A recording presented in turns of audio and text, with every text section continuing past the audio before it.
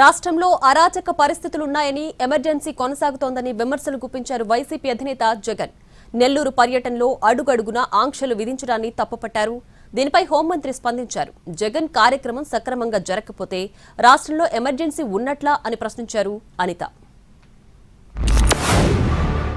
రాష్ట్రంలో red book రాజ్యాంగంతో ఈరోజు రాష్ట్రంలో ఎమర్జెన్సీ తరహా పరిస్థితులు ఈరోజు రాష్ట్రంలో నెలకొని ఉన్నాయి అని చెప్పడానికి రాష్ట్రంలో జరుగుతా ఉన్న అనేక ఘటనలన్నీ కూడా ఇవాళ రాష్ట్రంలో ఉన్న ఎమర్జెన్సీ పరిస్థితులను కంటికి కనపడేట్టుగా చూపిస్తాయి. అంటే ఆయన ప్రోగ్రాం గురించి ఆయనకి సక్రమంగా జరగకపోతే ఇంక రాష్ట్రం మొత్తం ఎమర్జెన్సీ ఉన్నట్టేనా? ఈ రోజు రాష్ట్రంలో అందరూ కూడా సంక్షేమం కార్యక్రమాలు, అభివృద్ధి కార్యక్రమాలు అంది చాలా హ్యాపీగా ఉన్నారు.